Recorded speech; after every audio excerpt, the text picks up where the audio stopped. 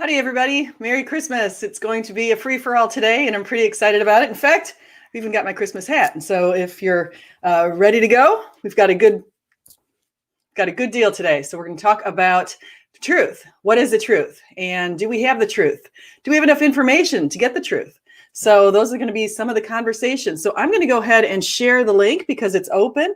I'd like to see lots of people join if you're interested, and we can have a really fruitful conversation. So here is the link.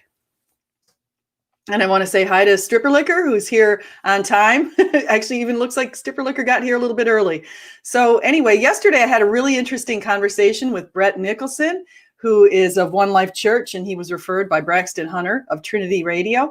And we talked about reasons for the resurrection and if we have enough information out there. And of course, I would say, sure we do. We've got lots of information. We've got lots of evidence for the resurrection of Christ. And that's really exciting. But right now, because we're in the Christmas season, let's think about some of the evidence that we have for the birth of Christ. So if you want to go back and take a look at some of my previous videos, I've actually looked at Revelation 12. And what's very interesting about Revelation 12 is it talks about this great queen in heaven, the Queen Mother, and the Queen Mother gives birth to a child, and it's written in the constellation. Okay, it's written in the stars. And some of the interesting things are, if you go back and you look at what occurred in September 11th of the year 3 BC, we have a lot of evidence that actually could have predicted Jesus's birth. So we saw what happened in the stars was described in Revelation, where at the woman's foot was the moon, the sun was in a certain position, the stars were aligned in a certain position in Virgo. Of course, that's the only zodiac sign that's a woman, and so it's kind of interesting because Virgin Mary gave birth. And so when Virgo is in the house of the sun, I think is how they call it, when Virgo's in the house of the sun, meaning that if you were to look at the sun when we're in the months of late August, early September, you would actually notice that the closest constellation at the sun is Virgo. And so it's pretty interesting. And so I did that actually. What I did was I rode around on my phone. I rode around on my bike, and I had my phone. See, here's my phone right now. And I have this app, and it's called, hold on, right second, called Skyview Light. And Skyview Light is pretty cool because you can actually, even in the daytime, you can push the app and look up at the sky, and you're going to see all the constellations. And so you can actually look around and see other constellations right now. Like right now, when I looked at it, I could see Gemini and Pisces and some other constellations as I kind of circled around the sky. And so it's pretty fascinating stuff that you can do. So I want to say hi to Dr. Nose. Dr. Nose is in the chat. And so he says, hi, SJ. And so he or she, I should say. I always sometimes say he, just because it seems like more viewers and more YouTube video people are he instead of she. It's kind of a rarity to see a woman in this kind of business. So anyway, I put the link out there. If anyone's interested in joining, you guys are welcome to. Oh, it's he. Okay, thank you, Dr. Nose, for clarifying that. And so that is just one thing. Another thing that you guys might want to look at is Isaiah 9:6. If you haven't read that passage, it's pretty fascinating because it talks about, for to us a child is born, and he's going to be called a Prince of Peace and Mighty Savior and those sorts of things. And of course, that speaks to Jesus. And then if you want to look at Isaiah 7, you'll also notice that he was going to be born of a virgin.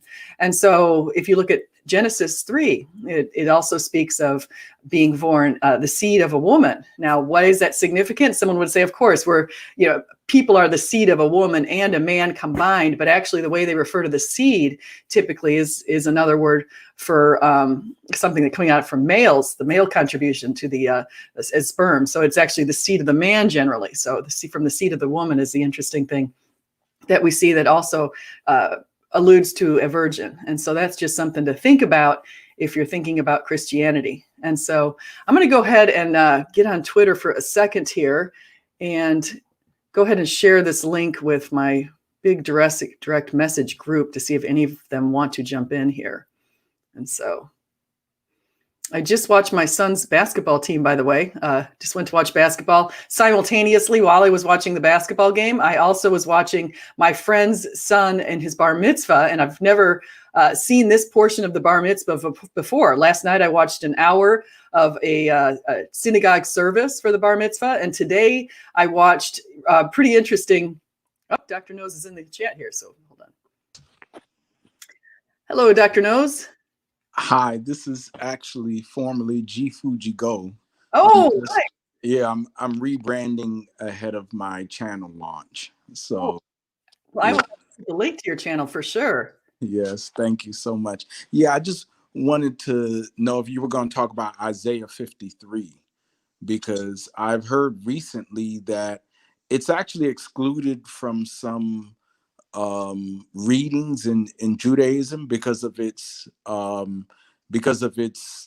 close parallels to the life of Christ and so yes, I was just going to wonder if you were going to talk about that. I'm enjoying the show.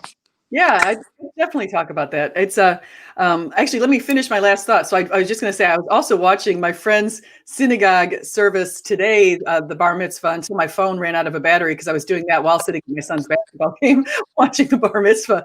And it's really interesting because there's just a lot of singing, and it's a day-long event. So right now I'm missing a portion of it, but I'll try to tune in a little bit later this afternoon. But anyway, yeah. So Isaiah 53 is so cool because I learned of that sitting next to a pastor on a plane, and he says, "For he was pierced for our transgressions, he was crushed for our iniquities.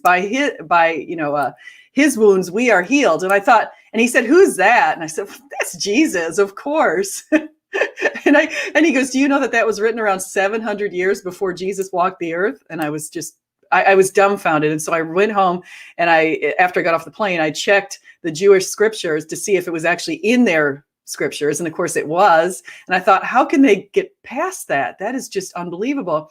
And I've heard from the Jews for Jesus and other groups like from Dr. Michael Brown that Isaiah 53 has been a huge contributor to a lot of Jews leaving Judaism and going into Messianic Judaism. And so I think that's pretty great. It's in alignment. It's not the only one that's in there. There's Zechariah 12:10 and Psalm 22. They're very similar, speaking of being pierced.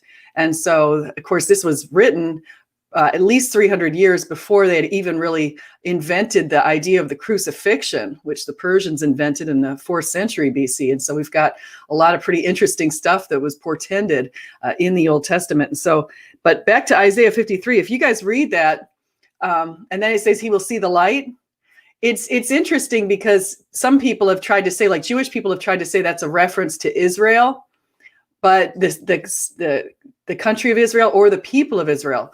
But some of the things that were in there, it speaks a lot, of course, about he was pierced. Dr. Michael Brown he was a Jew for Judaism growing up, and he turned into a Jew for Jesus. And he said that it's very clear starting in Isaiah 52 that these are all references to Jesus, the suffering servant, and that it can't be a reference to the country or a person for a number of reasons that are in the text itself. Like one of them was he was nothing to look at. And, some people in Jewish faith, some Jews are very good looking, so that you can't say that. And so that wouldn't speak to all of the people of the Jewish faith. And you can't say Israel's not beautiful because Israel is beautiful. And so those are just a couple, but there's others. So what else, Dr. Knows? What do you think about Isaiah 53? Well, you know, after I just finished reading the Old Testament a few months ago, and so reading that, it becomes clear that it's talking about Jesus. One thing I thought about though is why did the Pharisees and leadership reject him? And I'm thinking, and what do you think about this critique, this line of thought?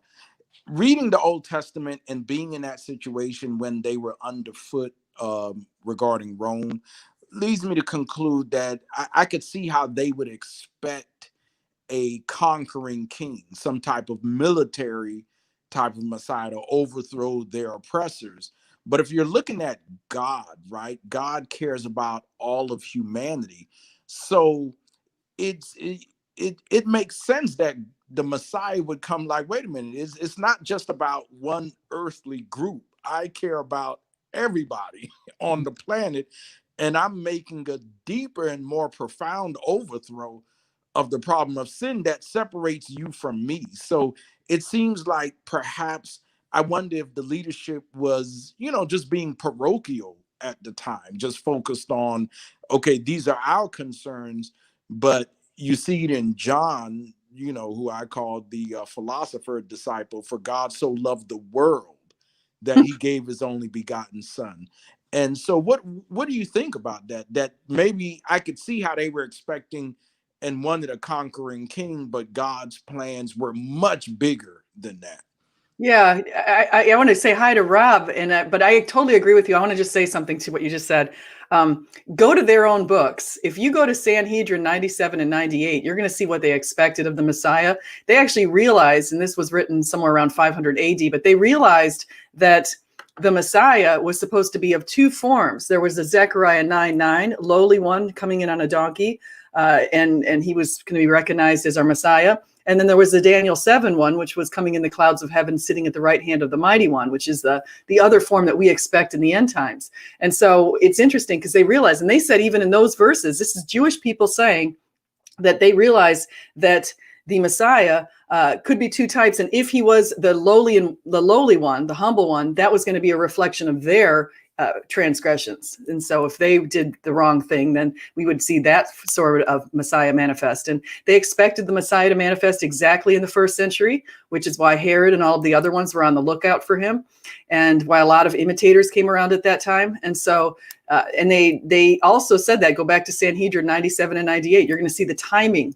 exactly was expected right then. And so Rob of Sentinel Apologetics, thank you. Thanks for coming on. I watched a little bit of your thing last night on Nathan's channel, which got pretty interesting. That was pretty fun.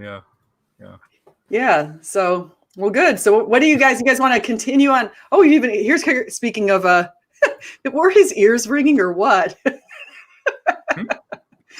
we go. There's Nathan. Hey, just mentioned. Looks like I didn't expect that to happen.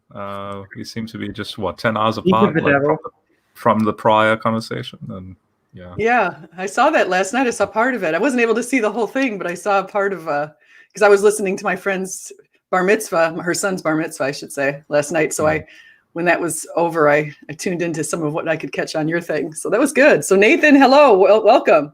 Well, if you say Beetlejuice 3 times right, then Beetlejuice. Were you talking about that last night?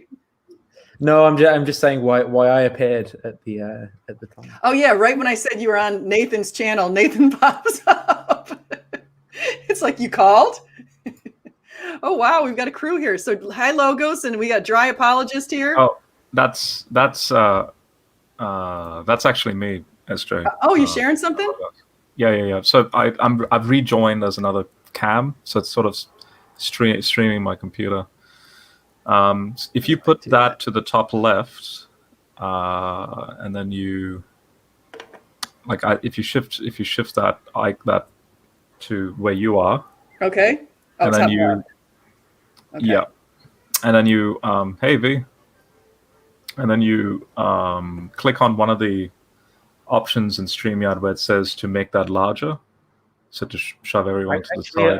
Along the bottom, Logos as a person, you should be able to, in the top right, click on like a little. It should look like a silhouette of a person. If you click on that, it will make that. Yeah. On the top right, a silhouette of a person. Right at the bottom, yeah. On the bottom. Why am I not seeing that? So there's like an option bar, like of how you can rearrange people. And I see. Hold on, let me see. I think. Why is it not? Okay, do this one. Oh, I see. Okay, here we go. There we go. So yeah, this is from Arnold Fruchtenbahn. I just wanted to point out when SJ pointed out the Sanhedrin 98, and here's their interpretations of Isaiah 53. And yeah, they had Messiah in mind, leading up into the first century. So yeah, but you don't have to have it. Like that doesn't need to be the main screen. I'm just sort of teaching you how to use StreamYard as well. Yeah, no, that's cool. That's great. So that's what's interesting. People realize that's actually in their text. Yeah. Have you guys been talking about what is truth so far? What have you been talking about so far? Because I don't have any context. Sorry, I just came in when. Oh, well, so far we were talking about Isaiah 53. Oh, I see V in the background there too.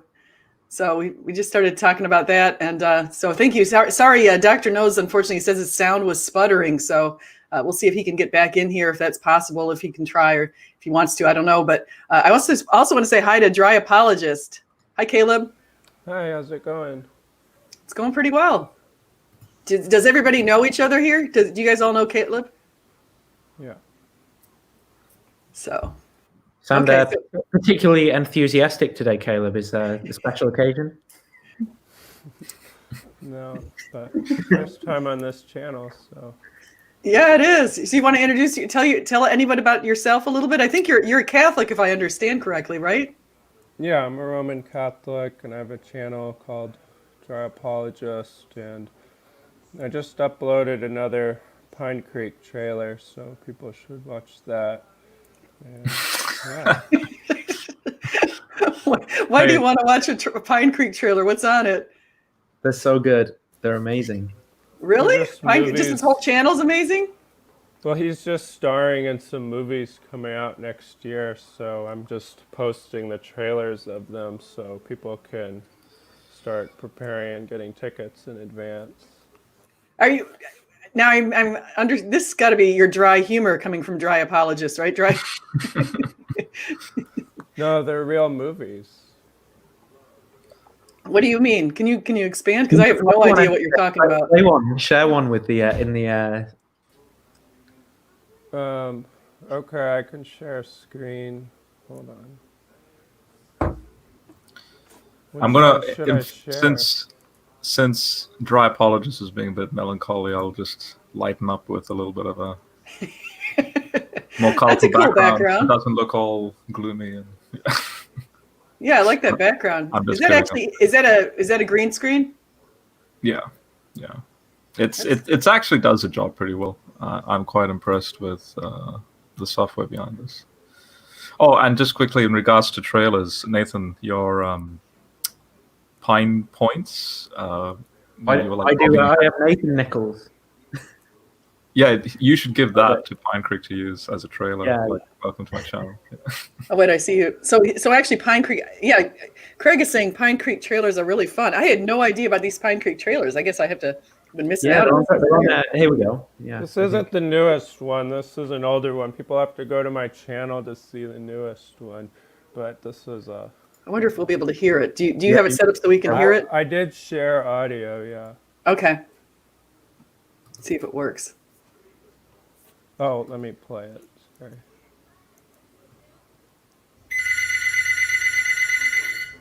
Do you want to have a conversation or not? I didn't hear a question. I did it. You cannot remember what you did. I did see this. That's why we have tools and recording devices. Asking you to stop the stupid tactics and have a real conversation.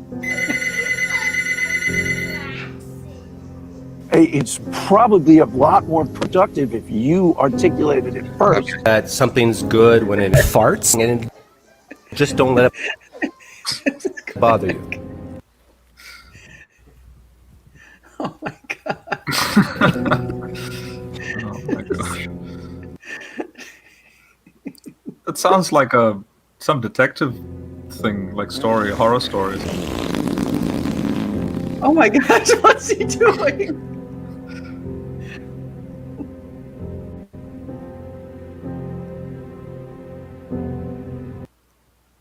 In theaters this winter. Pine Creek has too much time on his hands. Well, that's Caleb made it, right? Caleb, are you in there too? No, I'm not in it. I just made it as a spoof. Oh, okay. I thought Pine Creek made it. So did Pine Creek make one that was like that? No, they're all jokes. I'm just making them just as jokes. So I was just kidding. Oh, that's funny. Yeah, I think we should do that. I think that's a good idea. Pine Creek's channel's been building up too. I noticed I remember years ago, I think he wanted me to come on his channel, I think 2016 or something like that. And I remember at that point, he only had about 500 or 600 subscribers. So he's really built it up. The one thing I do like about Craig is he's just very honest, and he's not shy to express a certain type of bluntness, and to make people think. And I think his method, and I think Nathan will agree with me on this, is, and in fact, Nathan, you were the one telling me to do that method with. With Sam. Yeah, definitely. Yeah. I think it gets to. I think it's the most effective for getting someone who's got you know, like you see, so you see it in Sal, right? What I'm talking about, how he's kind of almost like as you present all of these things to him, it just goes through this filter, right? Of like, you know, like explained away almost, and no need to get. And it's like, well, almost the only way to get through is to like take a step back, put those beliefs on a shelf, and like say, well, how can we evaluate what would count for or against this like young Earth creationist hypothesis? Yeah. Well, you're talking about Doug or Craig? I thought you were. No, just the method. So there's a guy called for context. There's a guy called Sal Cordova, I think. Sal was on my channel. And Rob was talking to him the other day in one of these conversations, and I was suggesting that using something like street epistemology, like a Doug-style conversation, would be more effective at getting him to question those things, right? Yeah. Which is based on a Greek. What's it called again?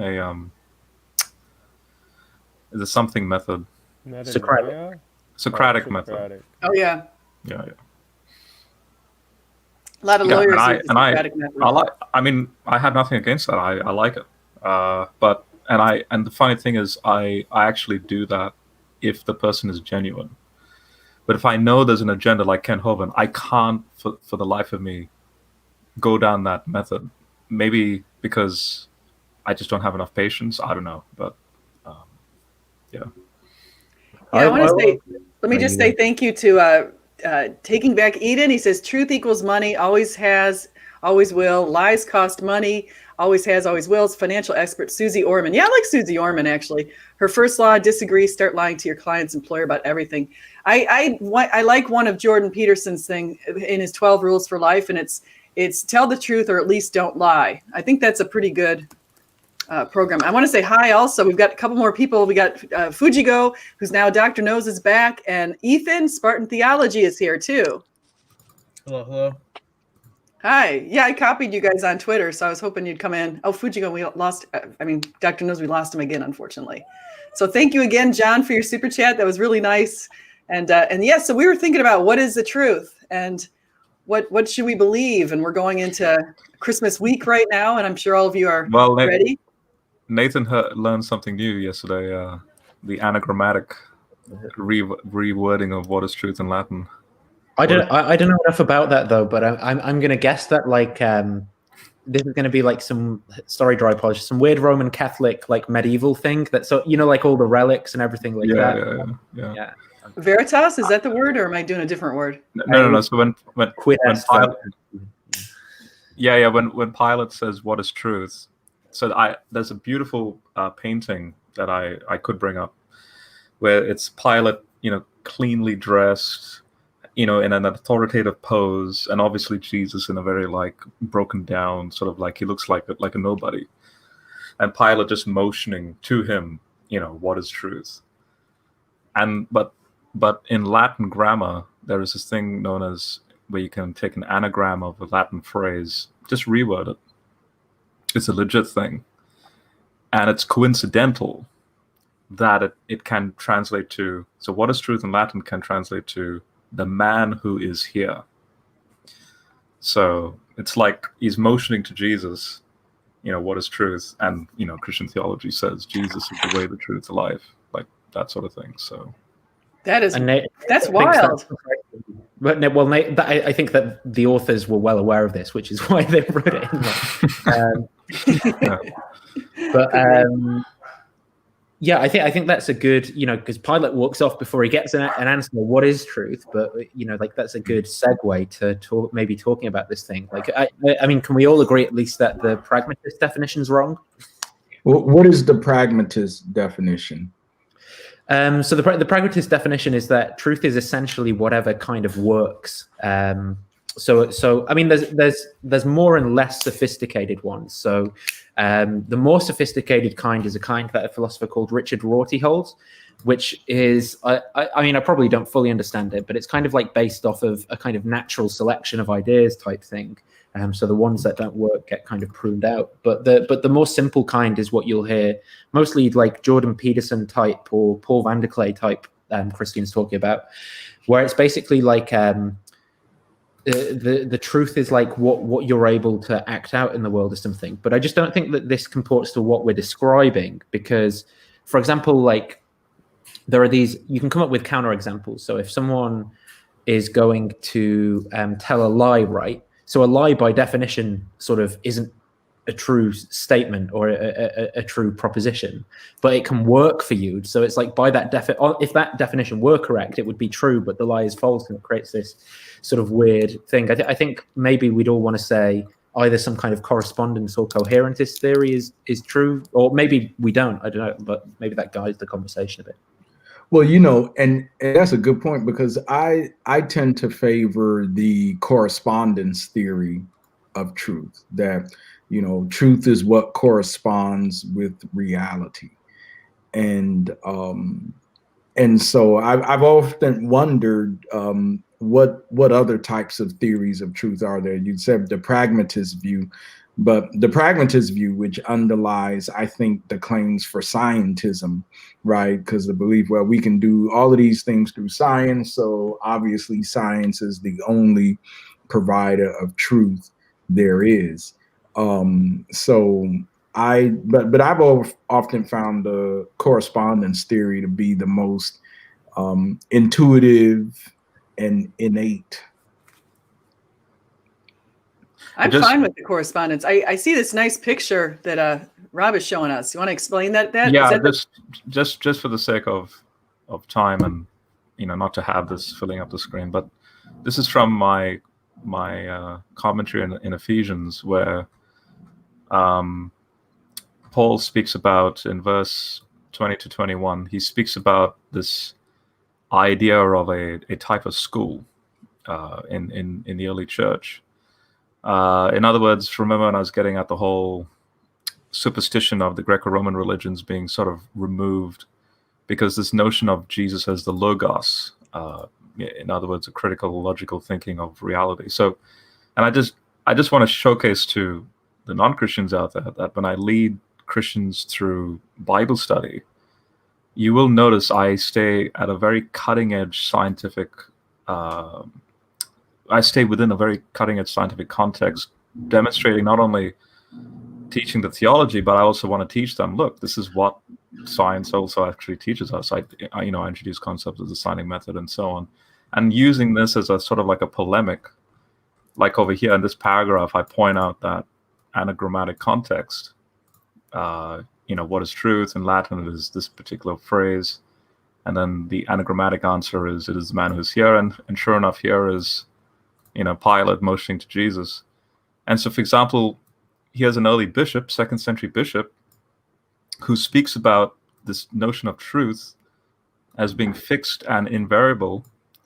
And then the implication is that if you, belief in Jesus alone is not sufficient, may not be in the context of, say, salvation, but this is why you have the whole book of James, because James is all about, well, if you believe in Jesus, well, it should be then recognized in a quote-unquote life of truth, and hence the sounding method of, repeated observations and so on. And so this is why I use this painting in that sense. So as you can see in this ladder structure here, you have the hierarchy of science, where you have logic, which is logos, at the bottom, and then all of these formulations of science derive. So, for example, the word biology, biologos, right? The logos of the bios, right? It's interesting how that word logos permeates through all the names we give to, all the sciences, all the fields of science. Well, I think we've got a point to talk about there then, because I don't think that a good definition of truth is a God-man with holes in his hands. That doesn't seem to me to be what I mean when I say, a statement is true. Well, let's go back. I agree that we should build off the logos, and I think, and building off this whole idea, because, I think that Jesus is much more than just a guy with holes in his hands, Nathan. Well, not a God-man. I said a God-man, but a God-man. But if I say a position is, like the snow is white, I don't think that has any, if I say it's true that snow is white, I don't think that see how the sort of meta language predicate, it's true that whatever, has anything to do with a person with holes in their hands. Like, yeah, well, I agree with you, Nathan, that I don't think Jesus is truth in like this abstract sense. Like every predicate that corresponds with reality is Jesus. I interpret that more that he embodies like the fulfillment of truth. So, anyways. You guys, it's just reminding me, I just want to say something quickly, because I teach a business communication class to MBA students. And one of the things that I always emphasize is if you want to make a persuasive speech or a persuasive conversation, or even write something that's persuasive, you have to include ethos, pathos, and logos. And it's just a basic thing. Ethos means you have to establish credibility. So if you're writing about something that you know, like Mark Twain says you should do, then that's a good way to have some credibility. Pathos is this idea of putting in some emotion, like telling a story, something people can relate to. And logos is this idea of being logical and including things like statistics or facts or something that backs up with reality or comports to reality. And so, and then sometimes I'll even add telos, and the idea of purpose and trying to align whatever message you have with somebody's greater purpose, because that can be pretty convincing.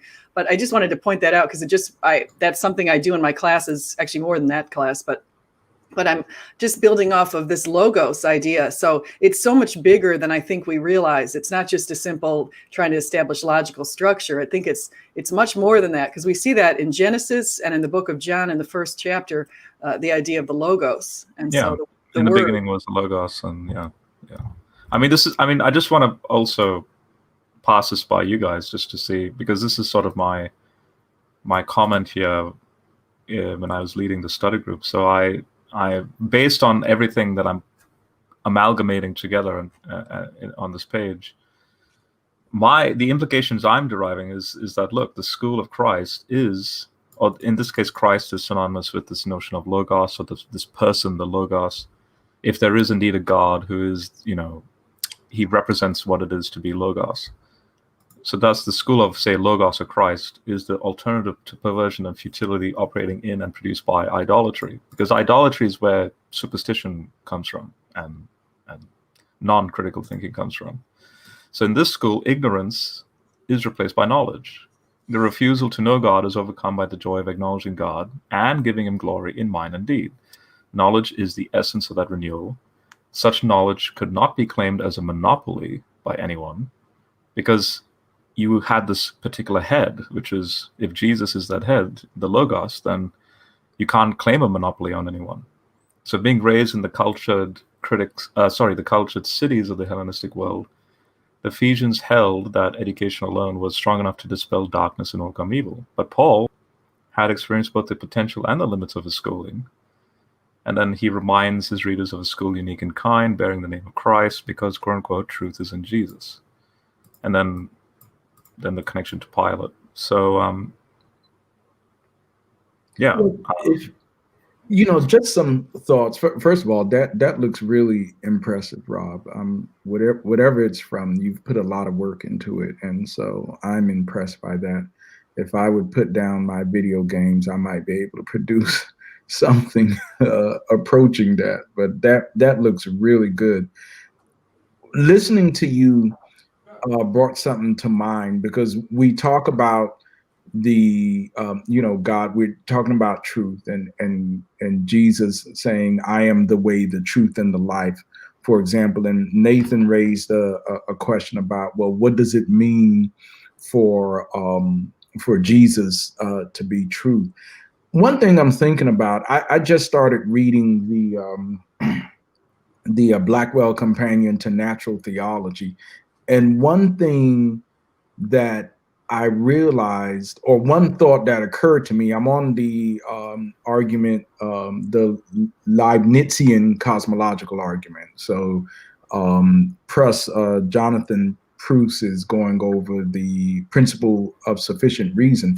But one thing this made me think about is that if all of these Christian apologetic arguments and biblical statements are true, then God's existence and God being truth holds far more significance than exclusively religious considerations. We're talking about, if like, let's take the argument from contingency. If that is correct, and Jesus is right in saying, I am the way, the truth, and the life, he doesn't say, well, this is just for religious purposes. This would have huge implications for metaphysics, for physics, for science, for human knowledge, all of that. I mean, do you think, Rob, and the reason I thought about that, looking at what you wrote, because I saw where you had the scale of different realities, you know, the universe, the cell, human, whatnot. What implication do you think this whole discussion about truth has? And especially, I've just taken up classical theism, right? So where God is not a being amongst beings, but it's being itself. And so I'm wondering if that is what in some way Jesus meant when he said, you know, I am the way, the truth, and the life. I am it. I am everything. And, you know, so to me, that just has substantial ramifications far beyond that include, obviously, a relationship with God and religious considerations, but extends far beyond that to every aspect of existence. Oh, yeah, definitely. This is why, for example, especially last night with, oh my gosh, what, I can't. Who was the guest, Nathan? Last night you had Alex. Yeah, you had Pine Creek, Alex, Camille. Notes from. Oh, Camille was on. Did I miss? I don't think I saw him. Yeah, so we would just, you know, when I was talking to Camille about certain Pauline observations in regards to the deity of Jesus, like Colossians 1 and 2, you have this beautiful notion of Jesus. So Colossians 1:15, Jesus is the prototokos, the eminent sort of like, basically Proverbs 8 language, you know, the eminent one that's sort of pre-existing everything, but then is the reason why everything exists. And then and verse 20 says he is able to reconcile literally everything in him. Colossians 2:9 then gets into the you know, all the divine essence was in bodily form, so to speak. So now that you've had the light bulb sort of switched on, just because of what I just shown on that page, these were the observations or the light bulbs that was switching on for me, even when I was discovering the stuff, because indeed, that is indeed quite a radical claim, that if indeed Jesus is it in bodily form, don't forget, but he is that logos that encompasses that scale, which potentially can go into infinity either way. But that's the point. Like if he's the reason why that scale exists, that changes everything. And then he is the reason and the solution and the grounding for what we call the gospel, the good news. Why it's called the good news. You know, resurrection. Like why resurrection is so significant. How theosis is possible through that. I mean, this is why Paul says we should be pitied of all people if this is not true. In 1 Corinthians 15. I think that's the point, that it can be falsifiable. A lot of people say, well, can Christianity be falsifiable? Well, Paul gave us the statement, just like you're saying, I'm just sort of backing you up there, that if the resurrection didn't happen, we have no reason to believe. I mean, that's it, the resurrection. So that's the foundation. So if you could prove that wrong, then you'd be able to prove Christianity is false. A favorite saying from Dave Hunt, who, when I mentioned Nathan's stream last night, the seduction of Christianity, when he was refuting the Word of Faith movement, but sort of in his closing, because he, you know, a good evangelical Christian will always give a passing conclusion in regards to like a gospel presentation, right? And I remember him famously saying, "No resurrection, no Christianity." No. So no resurrection, no Christianity. No resurrection, so KNOW. So no Christianity. No resurrection, no Christianity. Not knowing the biblical sense, like Stuart says. Sorry? If you saw my when I was on Ask Cliff and I tried to talk to him about epistemology, and Okay. I no, and he says, well, there's many senses of no. There's no in the biblical sense, and by which yeah, that's the thing. I was about to You see say, that? is Stuart like a biblical author? I don't know. Shy away from all that. Like I don't see why there even has to be filters on even that one word. It's like, regardless of how you know, in other words, to know the resurrection does not have to be through the Bible, is what I'm saying. Because I know there are fundamentalist Christians who are like, no, you can only know it through the Bible.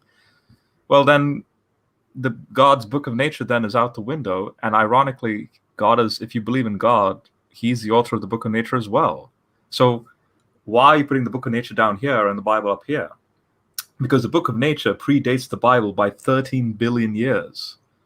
So, like, anyway, that Rob, yeah, but I go down a rant on curious, Rob, can I'd you? like to, if I could just jump in and ask Rob, I'm curious, like, where you're getting at with, like, you can't really know about the resurrection by looking at nature or whatever. Like, I don't know. I'm kind of curious what you're getting at there, because you can't, like, I can't imagine someone on an island looks at the stars and is like, I know Jesus Christ, a Jew in the first century, resurrected from the dead.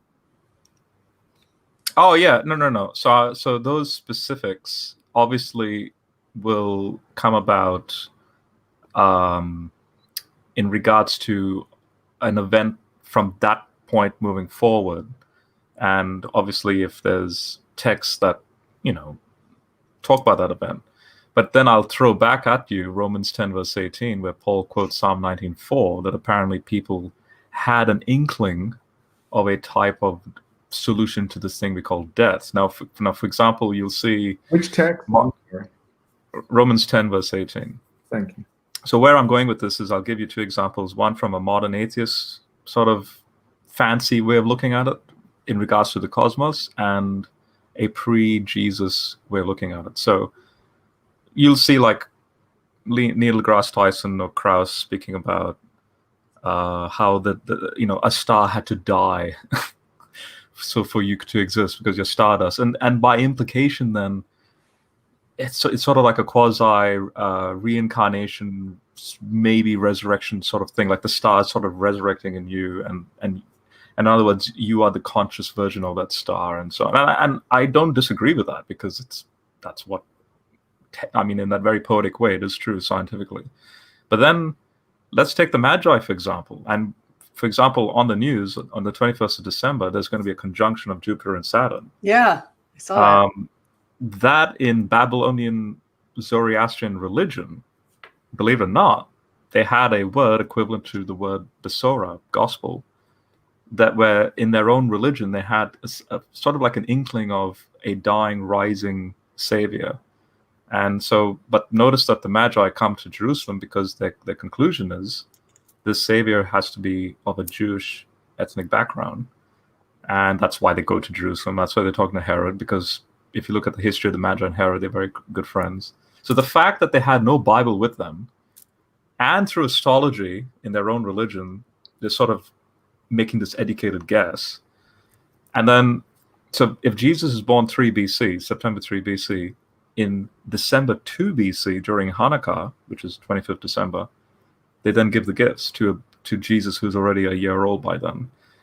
Isn't it interesting? Hanukkah is a season of gifts, so, that's why they're giving gifts. Yeah, so Paul gets at that in Romans 10, verse 18. Yeah, I'm sorry, Esther, you were going. Yeah, no, go for it. No, go for it, yeah. Yeah, I just pulled it up, right? Because I believe in looking at verses in context. And Rob does seem to have a point. It says, but not, and so I'm going to start at 16 through 18. And specifically, when you read verse 18, I want you to emphasize the rhetorical question Paul asked at the start of verse 18. Yeah. So go from 16. Yeah, I see that. So in verse 16, and I'm reading from the New International Version, it says, but not all the Israelites accepted the good news. For Isaiah says, Lord, who has believed our message? Consequently, faith comes from hearing the message, and the message is heard through the word about Christ. But I ask, did they not hear? Of course they did. Their voice has gone out into all the earth, their words to the end of the world. So if that's the case, it's sort of like a reference, like they had enough to know. And if he's referencing that Psalms, which talks about the revelation in nature, and I'm not saying I even know how, but that's a pretty interesting take on it. I never thought about that. To make it even more explicit, if you go to the Psalm reference, so if you actually go to Psalm 19:4, a lot of translations will be very soft in translating that word message, because in the Hebrew, it literally reads line. Well, when you go into ancient Near Eastern astrology, the line is the ecliptic, where the sun, passes through the ecliptic. So that's a very astrological, because if you read the whole of Psalm 19, it speaks about the heavens declare the glory of God, and it speaks about the sun rising, setting. So in the context of verse 4, it's actually speaking about the sun's circuit. Then it goes to the law. So the fact that Paul is giving a hint, the line goes throughout all the world, and so he's hinting at, what happened in the past, and And wait, I want to see if Rob can you clarify where you got, because I actually don't think I've heard the part about, I've been looking for when the Magi arrived, and I realized when I look at the accounts from Matthew and Luke that there could be a time period up to 2 years between the time Jesus was born and when the Magi appeared to him, because that's why Herod said he wouldn't kill all the children under 2. He didn't say, I'm going to kill the newborns or anything like that. He clarified it's under 2. So that gives us a little window. And I had always thought that the Magi must have come later when he was already settled, because it didn't say he came necessarily to the manger, like they'd like to picture it in the movies. But you've actually set a date of Hanukkah, the year 2 BC. How did you get to that? Because I've never heard that. Oh, so it's when you look at Jewish calendars, and you see when Hanukkah appears, so it in other words, Hanukkah doesn't appear only in December. There is variation using our modern calendar, right? So, but specifically in 2 BC, compared to say 3, 4, 5, 6 BC, and even after like 1 BC or 180, Hanukkah very comfortably sits between about 23 December and about 26 December, those days there. So this is where we have to ask a question: where did this 25th December thing come from?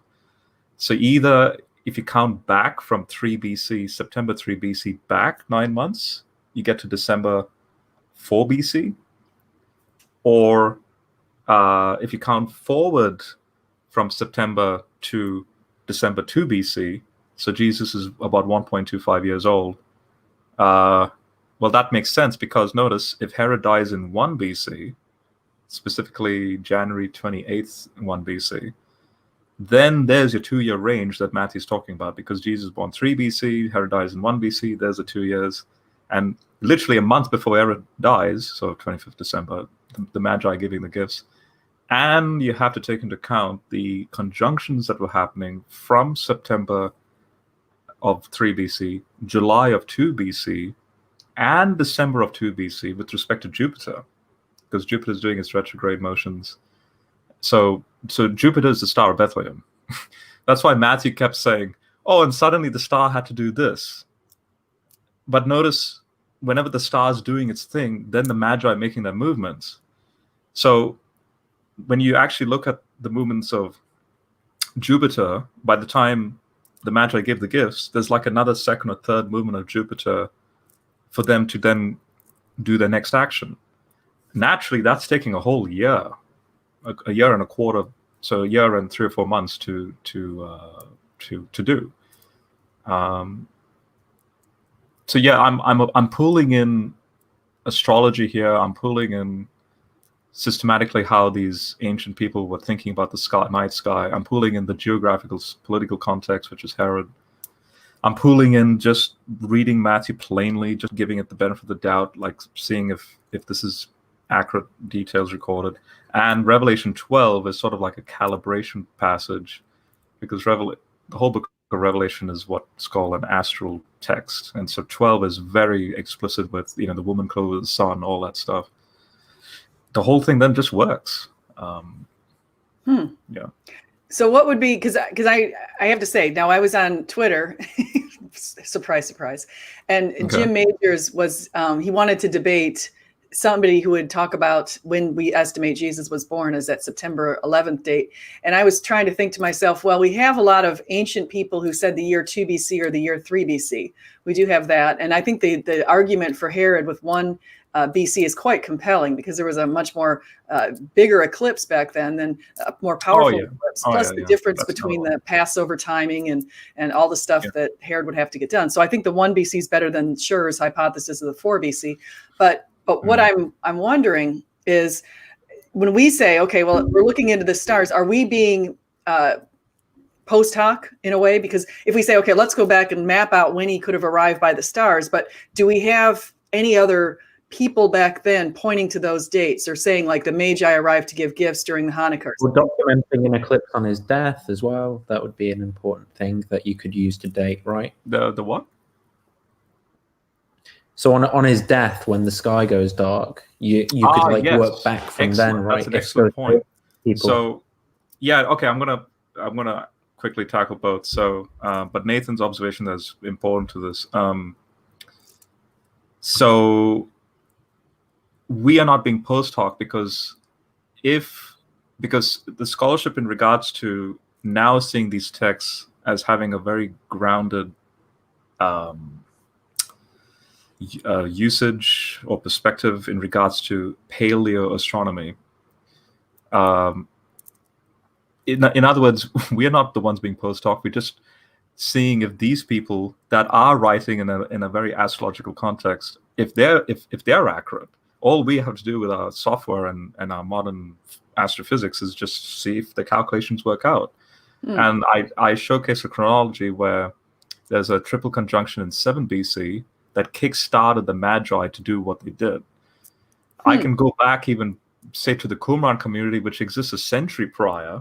So this is where, for example, Nathan, when your friend James was speaking about Daniel, that, apparently there's 125 years of just like, that makes no sense in the context of Daniel if it's a 6th century author. But you see, if that just shows how God's working with the inspiration of these authors, is that, look, he brings about a certain amount of kingdoms moving forward. Outside Daniel, you have the Qumran community, who they themselves, in the Dead Sea Scrolls, they themselves are making a calculation of when the Messiah is going to come, and they're depending it on Daniel 9. And you have chronologists, scholars who work in chronology, going, isn't it interesting that the variance that they had is between 10 BC and, guess what, 2 BC. Some scholars put it to 280. They try and shift it out to the 80 position. But the point is, Qumran Jews, 100 years before, using now to translate it into our calendar, were like, you know what? Sometime between 10 BC and 2 BC, the Messiah is going to arrive. So now notice this, by the time it's approaching 2 BC, you have in Talmudic tradition a recount of the Jews, especially the Jewish leaders of the day, wailing and throwing dust and ashes on them, because guess what? A Gentile king, Herod, and basically Rome and all that, is now in subjugation of Israel, and anything to do with Hanukkah and the great Maccabean revolt that happened prior is just undone, because guess what? Genesis 49 verse 49, I think verse 10, 9 or 10, where it speaks about the scepter shall not depart from Israel until the one comes, which is the Messiah. So that ancient prophecy Jews are looking at, going, the scepter will not depart. But in other words, if the scepter does depart and there's a Gentile ruler in place, then that prophecy is a failed prophecy. And so that's why they were wailing. Well, guess what? Jesus was born 3 BC, literally a year or two before the end of the threshold that the Qumran community was talking about. Now, this then connects to, so just quickly with respect to Jim Majors. So I would push back on that in regards to not just the astronomy context, but also recent discoveries of certain coins and a rereading of Josephus's chronology, in regards to Herod's death date. So then this beautifully then connects to the Quirinius problem of Luke 2 and 3. Rob, have you ever found any evidence that goes against this? Could you talk about, is there any evidence for like a different hypothesis? It doesn't have to be atheism. I mean, it could be. But is it that you've only ever found evidence for this one explanation, or is there evidence that might point to other things? No. So it was a given since 1800s that Herod died 4 BC, but since the 80s moving forward, now it's just literally it's going back to. I kid you not. This is not just one guy saying this. I can count up to 10 scholars in the independent field, even atheists, saying we need to rethink Herod's death date. So by implication, then all I'm doing is going excellent, because notice that, because now coming to that crucifixion date that you're getting at, we know it has to be 33 AD. 30 AD is an old-fashioned dating belief.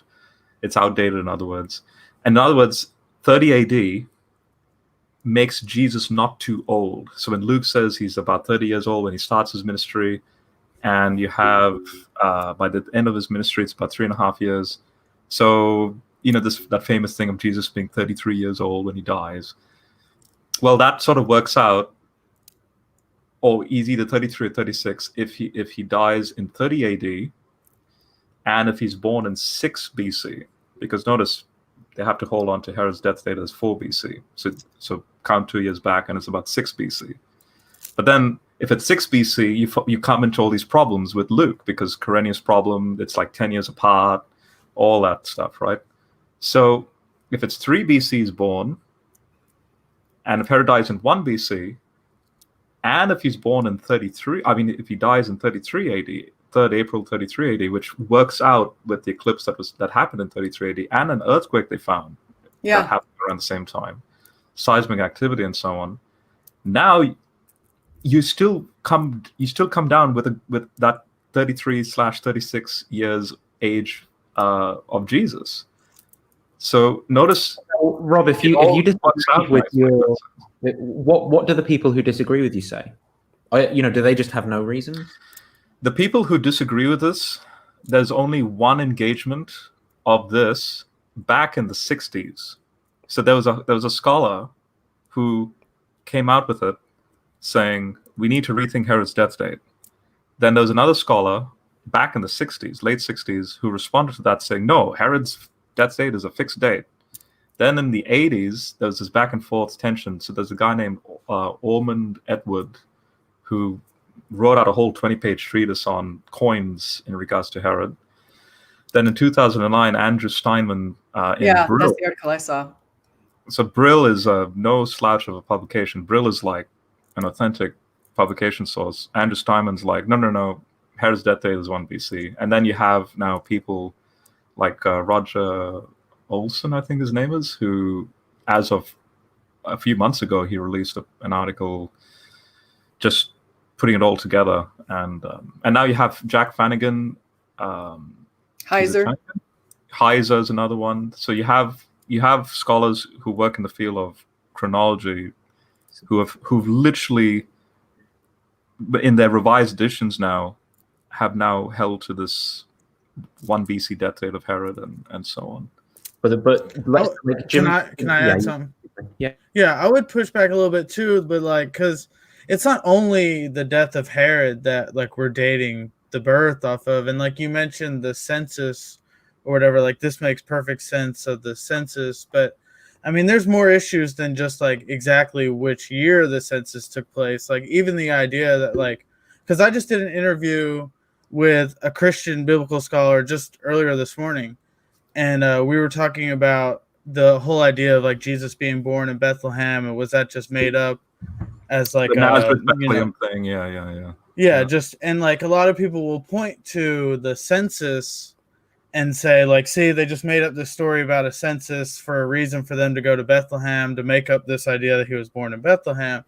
And the guy I was talking to was all I focus on is the Bethlehem part, but as far as the census goes, it's pretty much there's a lot of issues with that. He's even just the idea that when they do a census, just like today, say I'm born in California and I live in South Carolina, and they're like, we're doing a census. I don't like, son of a gun. I get in my car and start driving across the country or whatever. You know, I just fill out the form from where I'm at. And that's exactly how it would have been there. So, like, I don't know, just saying it like, oh, this makes perfect sense of the census, not saying like, I just think there's more issues than just exactly which year it took place. So there's a lot more going on right here, I think. Yeah, I appreciate that. I want to say the little bit I know about this, I looked into it a little bit, and I saw that they did say, when Luke mentioned the census, he mentioned that it was, it was his, he had kind of clarified something, so it was implying it could have been a second census, the way he phrased it. And we know there's a census in 6 AD that was a local census, but there happened to also be an empire-wide census in 2 BC, the Pater Patria, and that's been documented by other scholars. And so, the point is Herod has to be alive. So if Herod dies in 4 BC and Quirinius, and there is evidence, and Raymond Brown brings this out in his Birth of the Messiah text. And this is, you see, at the time when Raymond Brown wrote this, he didn't know about all this other stuff with respect to the death of Herod and so on. So if Herod dies in 4 BC, literally Raymond Brown goes, oh, and literally just a year or two later, there's a potential census that Quirinius has in 3 or 2 BC, which is possibly what Luke's getting at. So if only Herod died at a later date, meaning after 3 or 2 BC, so in this case, like say 1 BC, then there would be no problem with Luke, because Herod dies while there's a Quirinius census going on and Jesus is a baby, right? Now, I just want to show, this is actually a draft of because I'm writing on Mark, and I just want to show that because Ethan, you just brought up the Bethlehem or Nazareth question, right?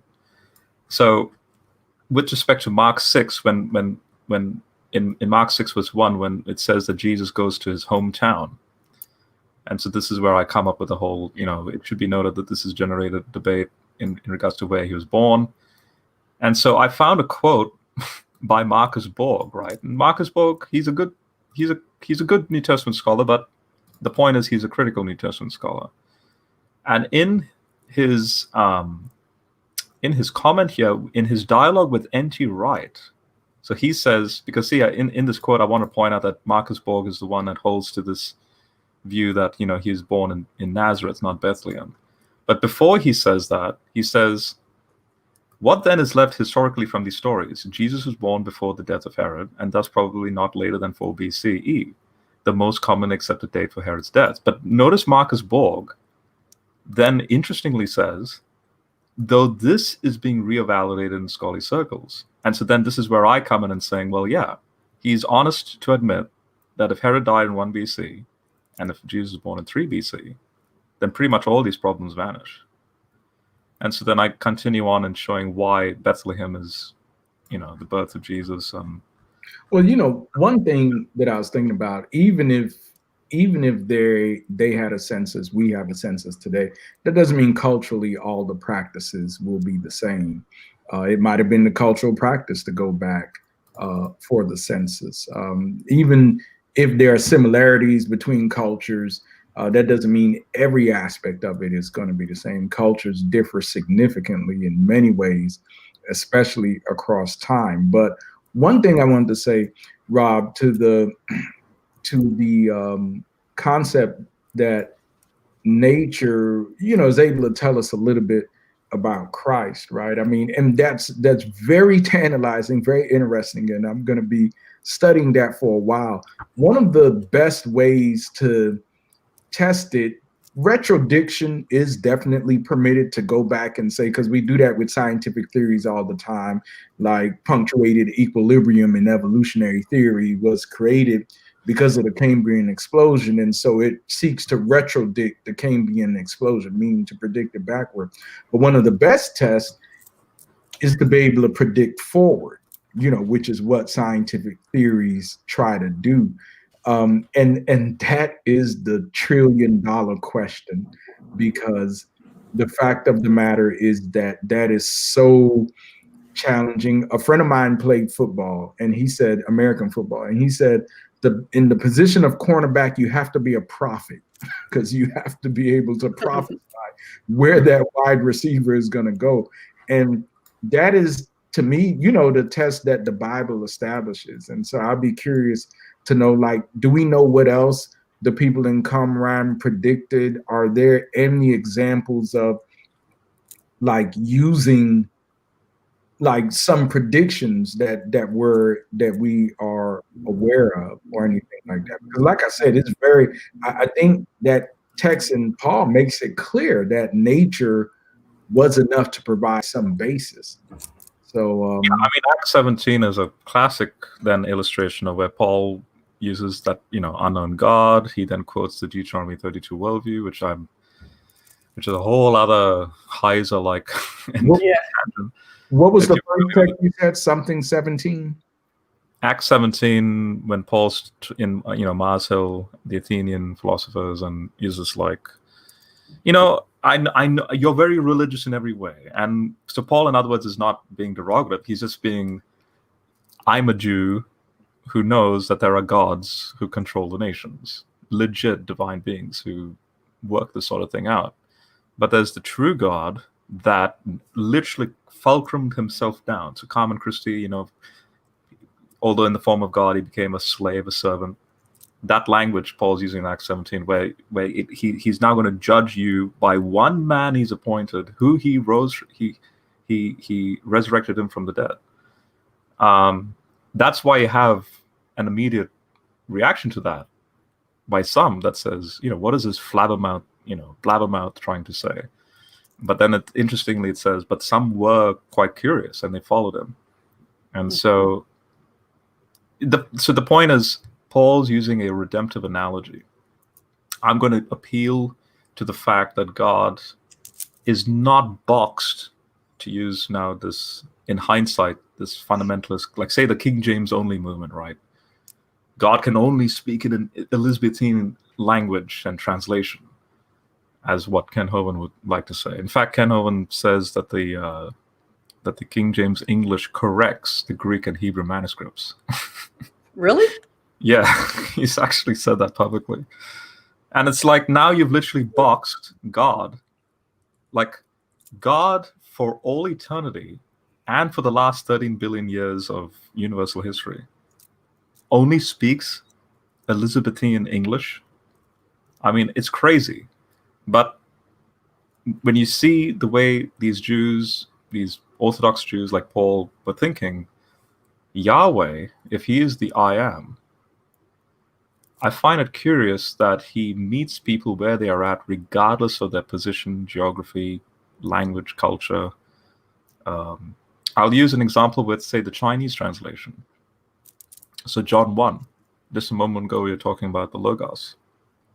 Well, when the missionaries went to China, the closest word that they could find linguistically to that Greek word Logos is the Chinese word Tao, which is that, the Tao concept, and that's technically their religion. But in their religion, the Chinese philosophers admitted, we're frustrated with one quality of this thing called the Tao. It's not personal. It's just this impersonal thing we call Tao. So it led to a beautiful opportunity for the missionaries to go, well, the Tao did become flesh. And so another example would be Don Richardson. He wrote a book called Peace Child. Peace Trial is a concept that was actually derived from this tribe he was at. So he was explaining the gospel to this tribe, and he was getting a bit frustrated because the tribe was concluding that Judas was the hero of the plot to them. In other words, their attention was, we like this Judas guy. And so Don Richardson was like, no, you're getting it the wrong way. And it just comes down to, again, a psychological buildup of how these tribal people were thinking and their relations and so on.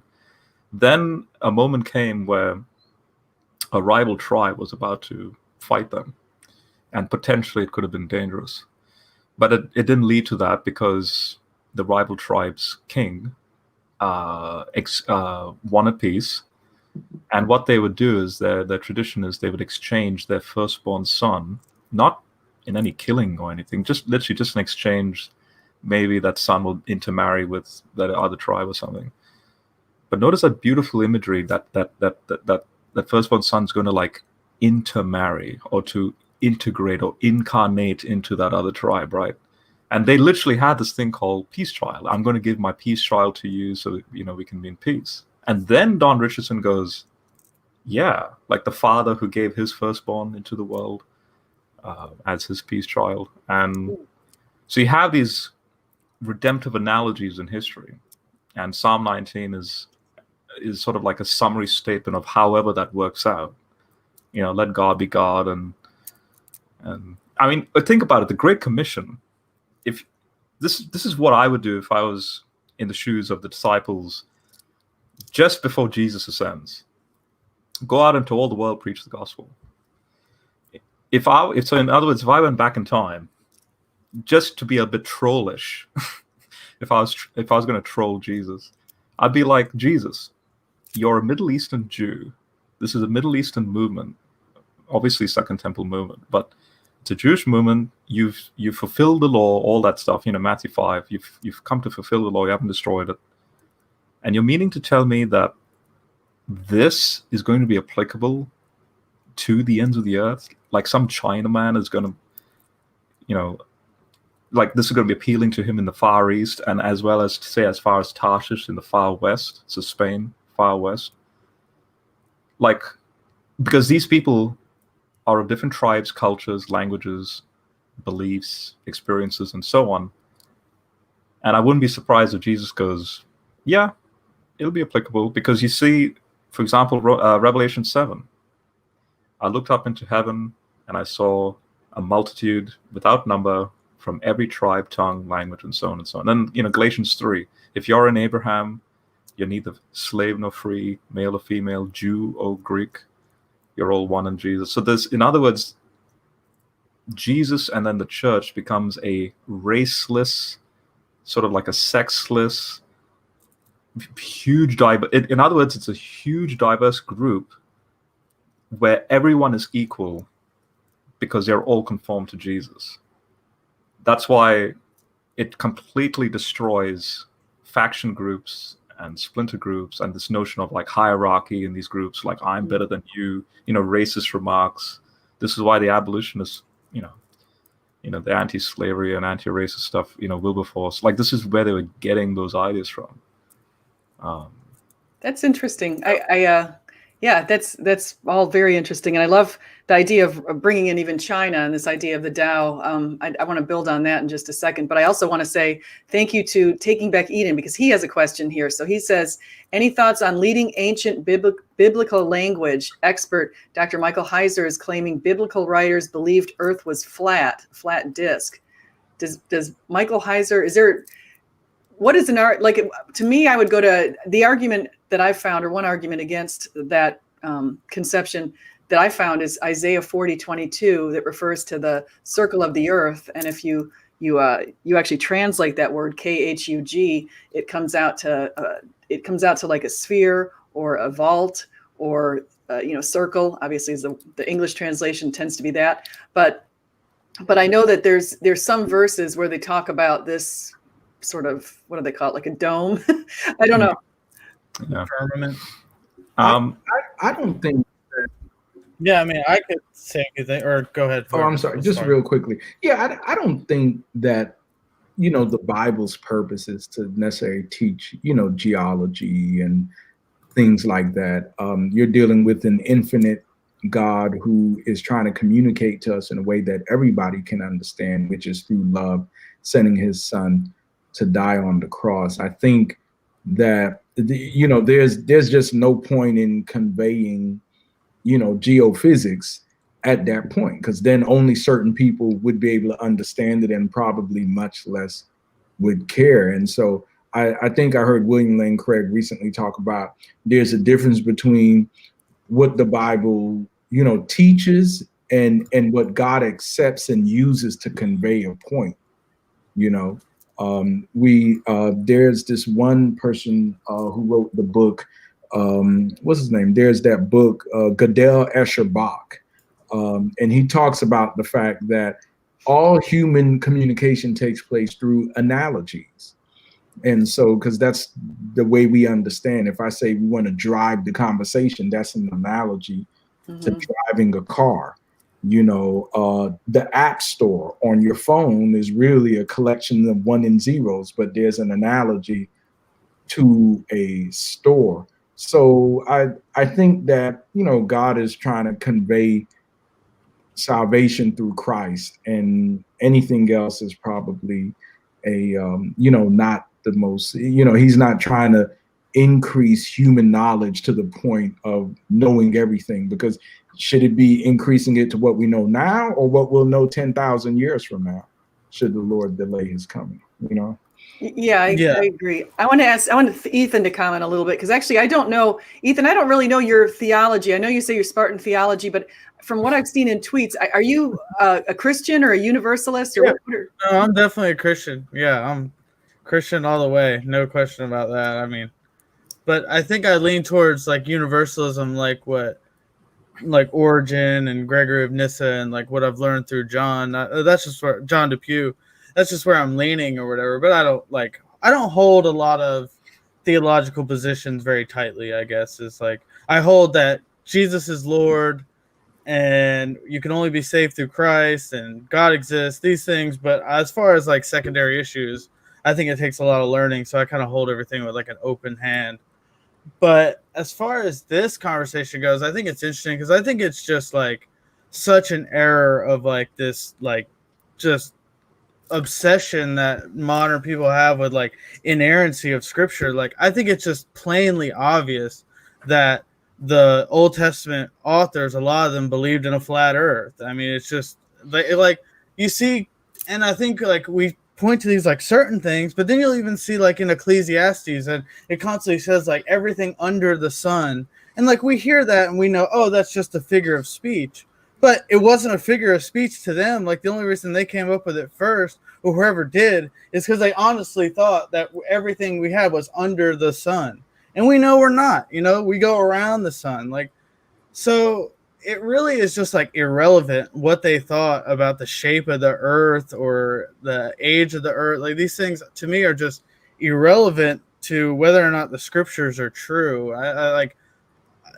So I just don't see, I would never, like, you could prove to me, which I think it's pretty obvious, that they do believe in a flat earth, and that offers no reason for me to believe in a flat earth. Like, it's obvious that the earth is round, not talking crap to the Eden guy in the chat, but like I'm just not convinced that the earth is flat at all. I think what Nathan's trying to say is Heiser himself is like, but so then by implication, I don't believe in a flat earth because the Bible has these flat earth nuances. Ethan, finish. I don't know if you finished your point. Yeah, I just want to say one last thing. I think like what SJ was saying about like the circle of the earth, like I think that comes from a good place. But I think like trying to say that the Bible doesn't speak of a flat earth just does more harm than good, because it's just not true. Like, I think a lot of the biblical authors probably believed in a flat earth, and we should just accept that and move on, because it really like doesn't affect the truth of the scripture. And when we try and like cherry pick a passage, like, oh, this one like could refer to a sphere or whatever, but like we know from all the like other cultures around and everything, they all believed in a flat earth. So it just seems simple. Like, why wouldn't you believe in a flat earth, right? Like, if you look outside, why would you think the earth was a globe? That seems, you'd have to do some kind of scientific experiment or something. And I'm assuming most people trying to survive didn't have any interest in figuring out the shape of the earth. So yeah, that's all I really got though. So SJ, I'll show you two, actually just one example really of how to just completely debunk the flat earth thing. So Nehemiah should be your favorite text in this context. So this is chapter 1 of Nehemiah. because don't forget Nehemiah. Notice you're positioning Nehemiah in about the 400s BC, right? So I just find this just fascinating that in verse 8 down into 9, because Nehemiah is reflecting back on in regards to Moses. And, where he says, please remember what you spoke in commanding your servant Moses. You said, quote, if you rebel, I will scatter you. Now notice this, among the nations. But if you return to me, keeping my commands and doing them, even if your exiled people are in the farthest horizon, I will gather them from there and bring them to the place where I've chosen to establish my name. All right. Now the place God chooses to establish his name is where? In Nehemiah's context. Where's that located? What's the name of that location? Israel or Jerusalem, right? So this is a reference to Deuteronomy 30, verses 1 to 5. This is the reference. Now, from Jerusalem, apparently the farthest horizon is in the context of where they were exiled. Well, if you go earlier in the passage, it actually gives the name of where they were exiled. In the month of Chislev, while I was in Shushan at the palace, Hanani, one of my brothers, arrived with some men from Judah. I asked them about the Jews who had escaped, about those who had survived the Babylonian captivity. So now Shushan is the so-called reference point with respect to those who survived and came out of the exilic context. And now notice, that means the so-called farthest horizon then is between Jerusalem and potentially, say, where Ur of the Chaldees are. I mean, Shushan is a lot more north, more to the west, up closer. But just for the sake of argument, let's just say as far as where Abraham originated from, so to speak.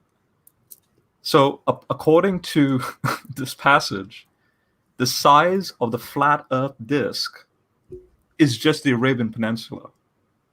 And we know that there's countries above the Arabian Peninsula. There's a whole Mediterranean landmass and real estate to the west. There's a whole, the Russian, Eastern, Asian thing to the east. Obviously, Australia to the south. I mean, I'm technically alone here. I'm on a big island in a way. And then on top of that, you have the North and South poles. So according to the Bible, the farthest horizon is just Shushan. So, but notice, this is Nehemiah, right? But what I'm getting at is you have a variance. So you don't have a fixed cosmology is what I'm saying. And that is your clue. Because if it's a fixed cosmology, then you might as well just say, yeah, the whole Bible is unanimous in, the size of the earth, the shape of the earth, and so on. So here's from Isaiah, who goes... Yeah, if I could just add like a quick sentence or whatever. Yeah, that's actually really interesting because, like, you're right. If it was like every single author held to like this exact same view of a flat earth, that would be very interesting. Because that would seem like, okay, they have this knowledge that like they're all sticking to it, but like what you're saying, they're like all over the place when it comes to cosmology, and it's really only dependent on like the time and the culture that they were in and writing in and stuff. Mm-hmm. So it doesn't seem like God really cares if their cosmology is like correct.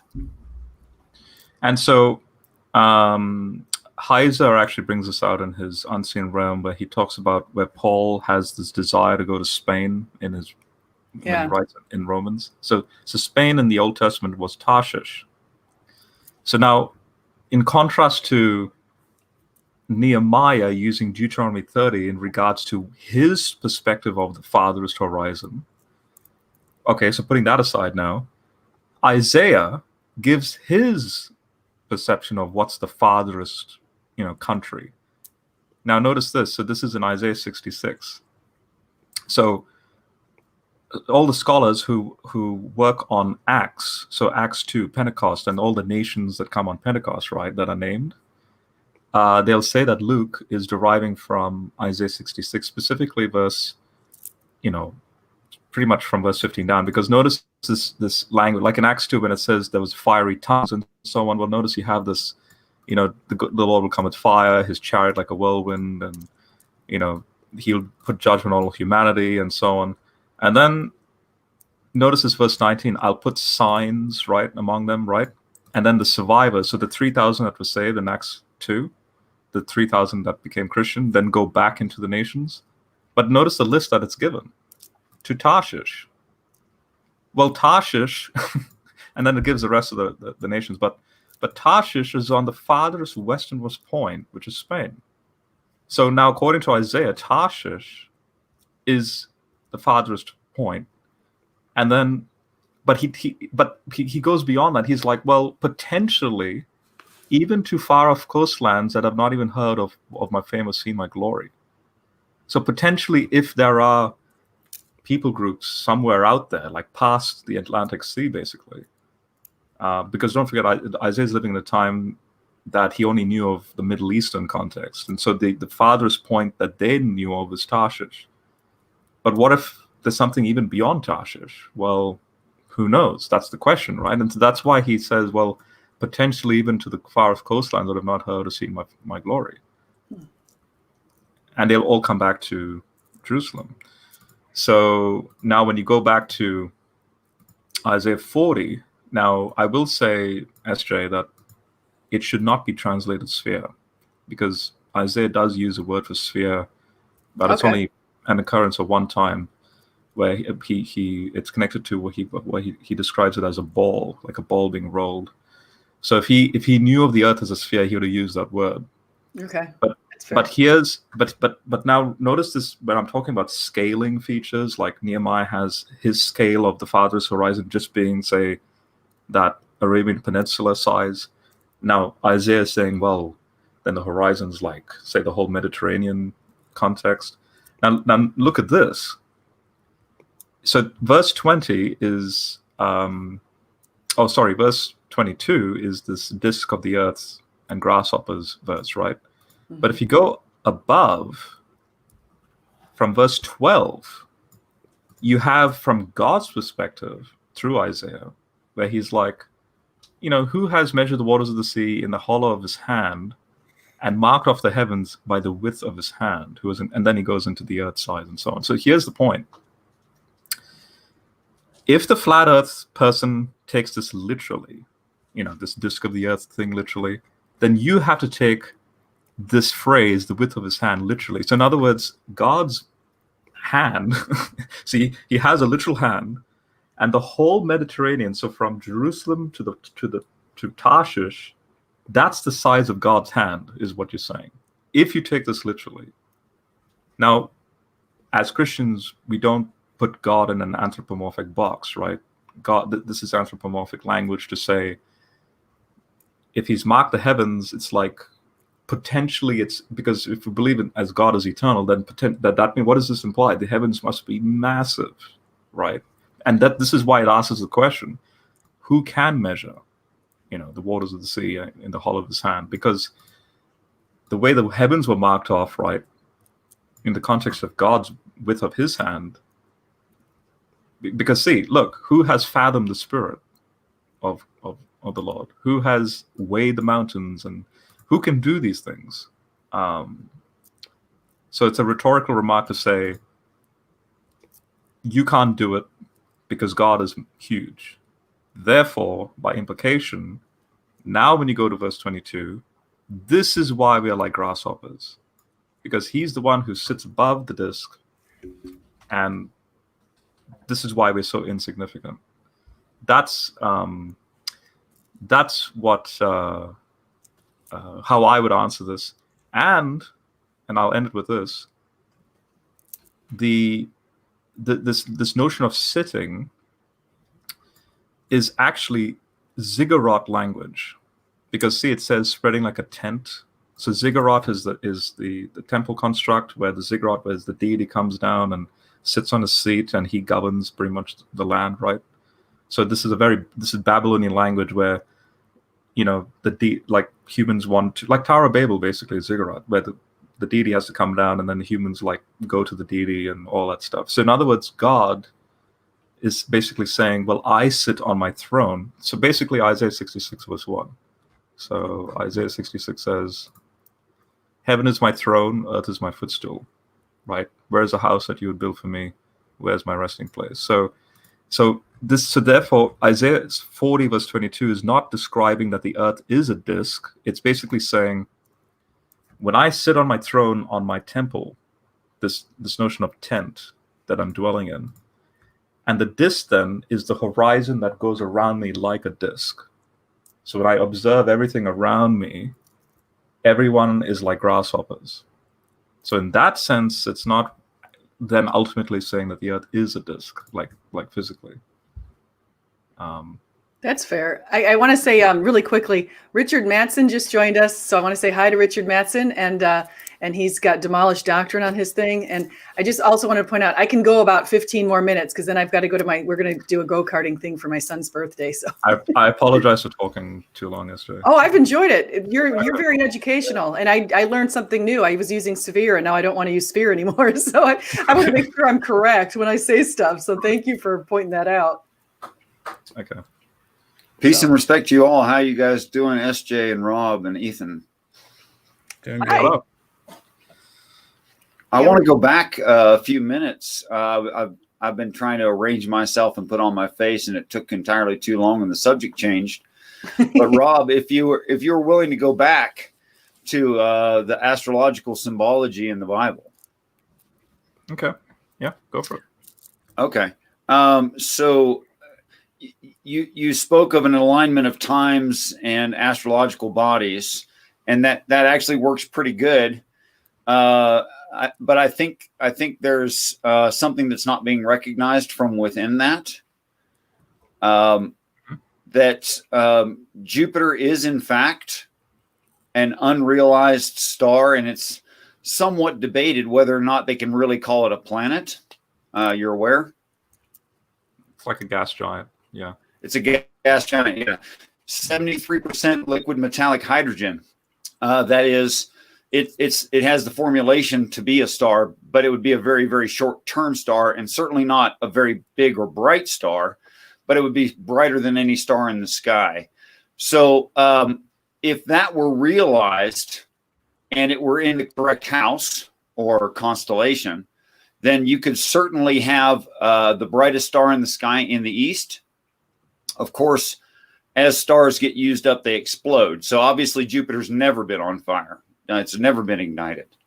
So I find it very interesting that as you go counterclockwise through the constellations, you have the house of bread, literally Bethlehem, and in the east, or Libra, over Bethlehem, you could have the brightest star in the sky over Bethlehem. Your thoughts?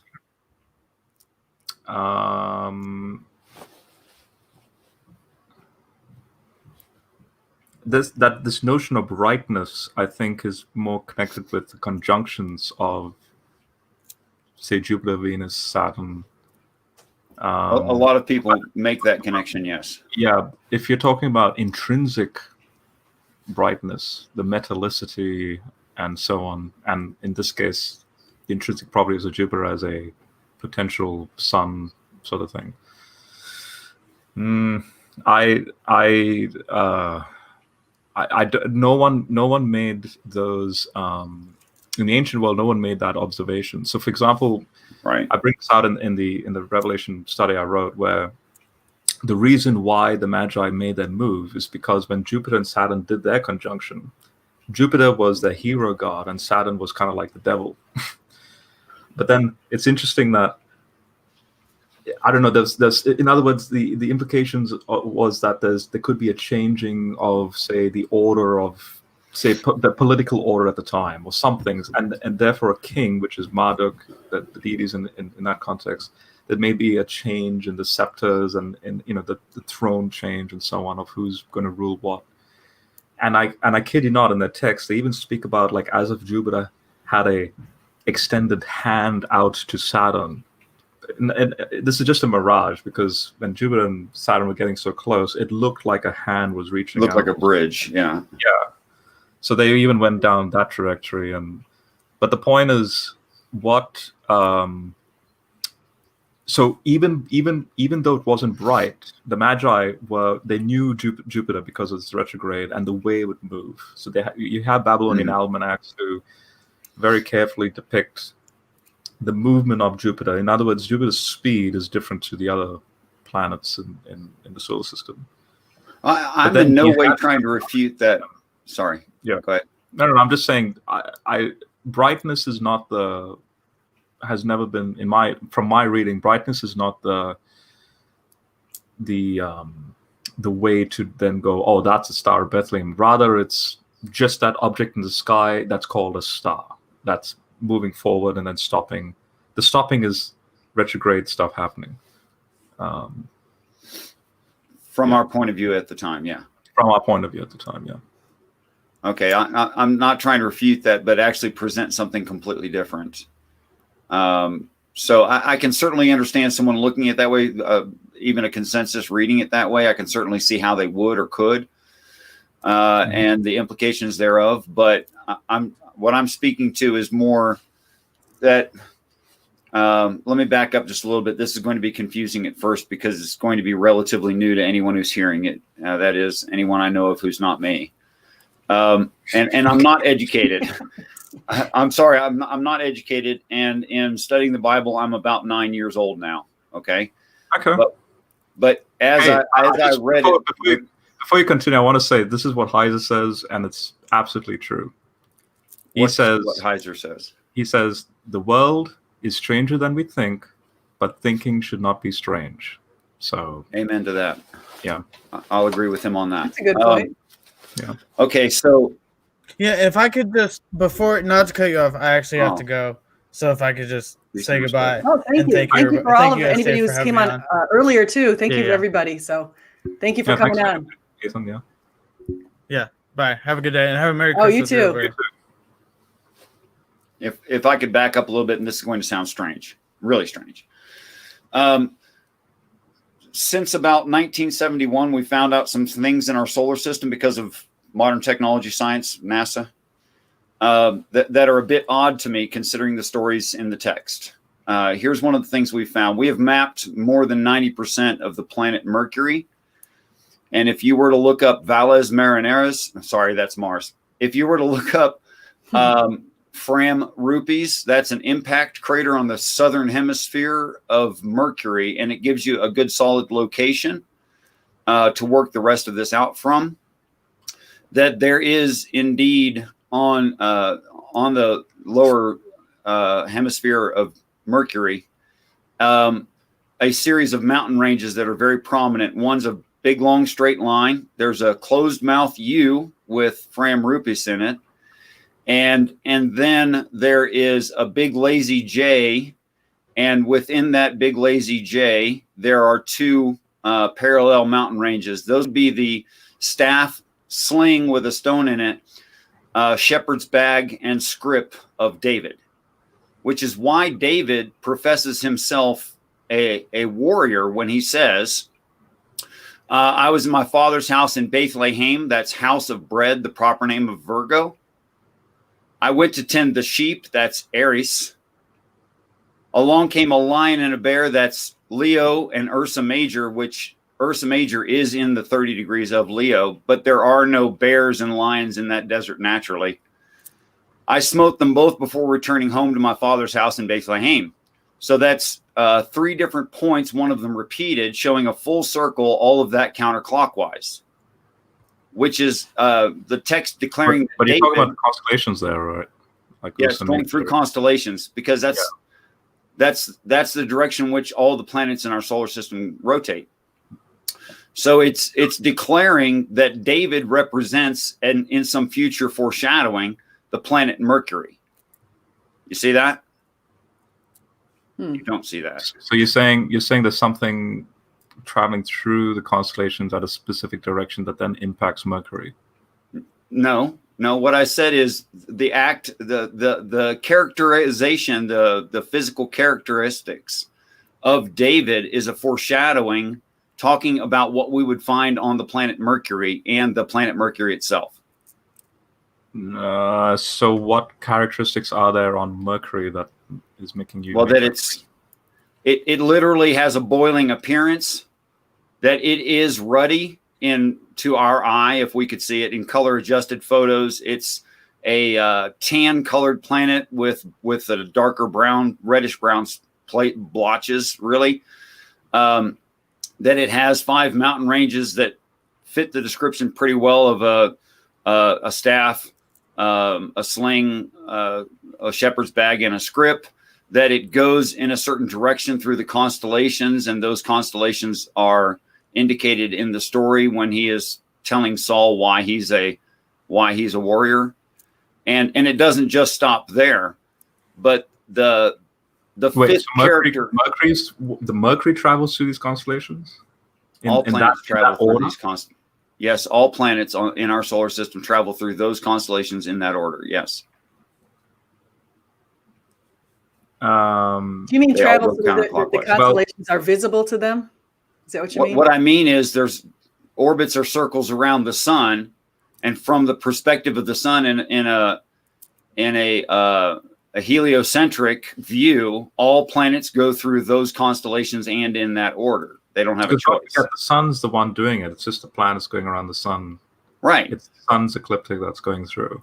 Right. And so any planet, including Earth, is technically, yes, from our vantage point. I mean, if we were on the moon, we could have the moon as being our geocentric point, and you could, but that wouldn't make any sense, really. And that's really by not our perspective, nor what the story describes. I mean, it'd be interesting, but okay. So, and it doesn't stop there. The words Goliath of Gath, the Philistine, literally mean a rolling migratory exposed at a distance during the wine press. Now, the wine press there would refer to biblically the great wine press or end times. So yeah, go ahead. I honestly, I'm not making any of the connections you're making. Well, that's probably because I haven't finished the thought. Okay, go for it. Yeah. Okay, so what I'm saying is, as a foreshadowing, what the story is telling is a series of, with a first cause, a series of cause and effect that would result in us seeing with our literal eyes, without aid of telescope, what is called the miracles or signs of end times. It would literally create that, and in the order and magnitude given in the text, which obviously has not happened yet. No, so I know you've written a lot. I haven't had a chance to read what you wrote. I know you looked into David and Goliath, and I know you've got a lot of thought put into it. I mean, you've written much more than was in the I'm afraid Bible. That's not true at all. But what happened was, in an involuntary prayer state where I had a waking dream, this was explained to me, and I didn't have care to understand it. I didn't have motivation. I was relatively happy. I wasn't depressed or an alcoholic or anything like that. But this was explained to me, and I've been sharing it ever since. So actually, I didn't do any research. Okay. But only later went and laughed many times as I found out the definitions do work for this story, and that they are true in physics and astronomy. That's interesting. I actually only have I only have a couple minutes because I actually have to go at about 1:45 because we've got a go-karting. Since you're going to end it, this is my recommendation to you, Richard Madsen. I'm just sharing my screen quickly yesterday. So quick question to you. Are you, like a clarifying question, are you connecting Isaiah 14 with respect to Mercury in this big, larger context? What's Isaiah 14? You know, the morning star, the Hello Ben Shikar, the son of the dawn. No, I don't. In fact, I think that's a completely different story. Okay, then that's positive, because here's a study that was published showing that this is actually, it's the sun, it's not Mercury. A lot of Old Testament commentaries will, before the study, the scholar, a lot of people presumed, is this about Mercury? You know, the shining one that comes. Like, I want to go above the stars of God. I claim to be like the Most High, and a lot of people sort of. I don't make that connection whatsoever. I don't think that's the same story at all. I just want to point out that commentaries moving forward will now see this as the chthonic sun imagery. Anyway, the point is I would Yahweh suggest that, and the sun. I would suggest that if you applied the story of David and Goliath from let's see, what is it? 1 Samuel 6:23 through 8:6, you would if you applied that to the inner solar system, you would get the series of the announcing miracles of end times. Yeah. So Richard, all I can do is, because SJ needs to go. In the private chat, I'm going to link my Google Drive. Request access. I'll give you access. Just go to the Bible Studies folder, go to Revelation, and in there you'll see Sentinel Commentary on Revelation. In there, go to the bit about Revelation 12 and read my entire explanation on what the scholars have suggested in regards to the astrology and the Bible. The connections you're making do, at first glance or first hearing, seems to be quite stretched, but I'm interested to, just for the sake of hearing you out. Would you have me comment on what the consensus has said? Is that the point? Yeah, like have a look at it, and then if you can direct me to a work that you've written or post somewhere, I'll also review what you've written. That'd be great. If you guys have one more minute, I'll link that in the private chat presently. Yep. Yeah, so good. Yep. Okay. Shouldn't take but a minute. Well, while you're doing that, so I just want to say thank you to everybody who's come in today. I'm actually going to be entertaining some house guests, so I won't be back until probably that's going to start on Tuesday, and so I don't know if I'll have anything between now and Monday, but on Tuesday I'm entertaining house guests all the way till past New Year's, and then after that I'll be back. So I really appreciate all of you coming in here. Please go look at my chat yesterday with Pastor Brett Nicholson, because he is Braxton Hunter's pastor, and I thought he was a really interesting conversation. He had a lot of insight, and he said something that Jesus said to him, and this just struck me. He was living a life where he was doing drugs and things like that. It was in his early 20s. And he said, all of a sudden he heard Jesus say something like, you can live according, and he kept having ups and downs. Like he was realizing he did not like his life at that point. And Jesus said something to him like, you can live according to how you want to live, or you can live according to how I want you to live.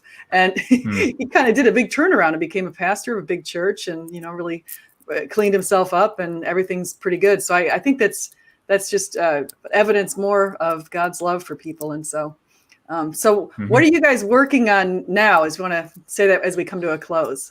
I need to release the resurrection episode. That's in a long time coming. So I'm hoping to release it maybe in 6 hours from now. Oh, cool. But yeah, I keep promising, but something new keeps getting added. So I hope this is it. So yeah. And that's that sounds great. I presently need about 10 different people with different doctorates in these specialized fields that this paper here that I've posted in the private chat is concerning, that they can review the definitions, the astronomy, the astrology, the physics from the ancient text, and show why this cannot be read this way, when I personally believe it's an easier reading, following the definitions more closely and with less interpretation than what is normally accepted in Judaism concerning the Old Testament, the Nevi'im, the Torah. So that's 153 pages of what is mostly citations and definitions, but I believe a cleaner, easier, simpler, more direct reading of the story of David and Goliath. And there is that for you, Rob. I would appreciate your opinions. Cool. No Do you worries, want me to share that? Either of you want me to share any of that in the live chat? You're welcome to. Okay. If you want, that's right. Yeah. Okay, in case anyone wants to see either of these, here's the one that Richard. You got a good super chat. Thank you for the super chat there, Take It Back, Eden. That's very generous of you. Merry Christmas and Happy New Year to all of you. I always want people to remember Jesus is the reason for the season. It's not about the gifts. It's not about anything commercial. It's like sad how we've sort of hijacked this beautiful holiday and made it into this cheesy Santa Claus and Rudolph the Red-Nosed Reindeer. Such a shame. So I'm just. And thanks as always, SJ, for hosting these hangouts. Yeah, well, thank you. Thank you, everybody, for coming on. You guys, please like and subscribe, and do come again and go to their channels, too. I believe, Richard, you have a channel, too, right? Yes, ma'am. I think I posted the link to that. I wanted to put it in the main thing. If I haven't done that, I will. And then Rob, definitely go subscribe to both of their channels. He's Sentinel Apologetics, if you're not familiar with Rob. Everyone, remember, whether you eat, drink, or whatever you do it all for the glory of God. Amen. So, thank you. All right, so I'm ending the